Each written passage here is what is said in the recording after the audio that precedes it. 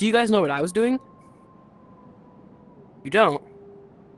Dang it. Well, I was moving, and in Yeeps, there's a very unique moving style that a few games use, like Gorilla Tag, C-Bus, a whole bunch of monkey games like that. And even with Yeeps' unique moving around style, it does have other few unique styles, like moving around with the grappling hook, using the explosives to move around, and other things like that. So today I wanted to show y'all how to move around with those, some tips and tricks on how to help you with that, and just a few different ways to help you guys move around in the game, because for some people it can cause motion sickness and it's just really hard to do, so I'm gonna help y'all. So for our first moving style, the default moving style, I'm gonna show you all in the starter house because it's a big open space and it's easier to move around with. So in most games, you move around with the joystick. In this game, all they can really do is make you roll, or even turn depending on what kind of settings you have on. But other than that, they don't really make you move at all in the game. In this game, how you move is you have to use your hands. By putting your hand on the floor, it makes contact with the floor, and moves you all around. So what some people do is they kind of like slap the ground, and they kind of like jump up in the air instead of going forward. So what you want to do instead of jumping up, what you want to do is kind of act as if you're like jumping across the floor.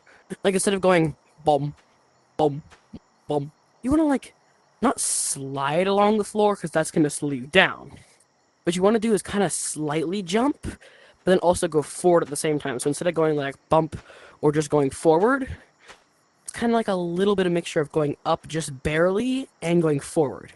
So when you put it together, it's like this. And you can run around really easily. Now, you can't do it very well in Yeeps. Trust me, I've tried. There's some people that are good at it, but this new run is called silly running. But for silly running, what you really want to do is, if you look at the floor, usually you want to take one hand, because moving with both hands just sucks. So you want to do, for funny running, you want to actually use both hands. Put them very close to the ground, lift yourself off the ground a little bit, and move, and like, either spin your hands around in real life like this, or go back and forward really quickly like this, and go around like this. It's kind of like you're rowing a boat. And then you put that all together. Now remember, you can't do it very well, so it's going to look bad, but it turns into kind of like this. Or if you want to spin your hands, it kind of looks like this. Then you can funny run. Always want to be cautious, though, when you're moving around in Yeeps or Gorilla Tag or C-Bus or whatever game you're doing, especially if it has the moving around with your arms motions. Always have your straps on for your controllers, because it's very easy to throw your controller when you're moving around. I've done it. Don't test it. But if you have your straps on, you should be fine. So for the next one, we are on the top of the playground tower, because I'm going to show you bomb riding.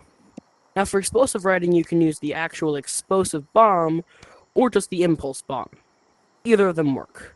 But the freeze bomb and the smoke grenade do not work. Especially from the fact that the freeze grenade just freezes people in place, and the smoke grenade just does this. They don't exactly help you. I mean, they do, but in a different way. And if you want to see what the smoke grenade does, then you can go look at my gadgets video that I'll put a link to in the description. Now, you can always go on the destructive side, but for the sake of keeping everything together, we're going to use the impulse bomb. But they do the same thing in the long run of like what we're doing. Now, there is a way to actually take the bomb, throw it, and ride it, but I'm not that skilled, so I'll be showing you a different type of bomb riding. This one's kind of more like a bomb jump. Now, it'll work with one bomb, because you gotta work with what you got, but for this, we're going to use two. So what you gotta do is you gotta throw both of them on the ground at the exact same time, or two at different times, like bum, bum. But I'm gonna show you both real quick. Yippee! And now for the other type of bomb riding.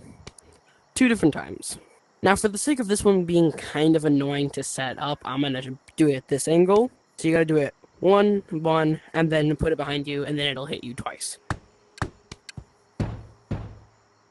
Though, I haven't actually tested it to make sure this is true, but I would say just do two at the same time, because I think they do the exact same thing. But you can do either one and it'll work.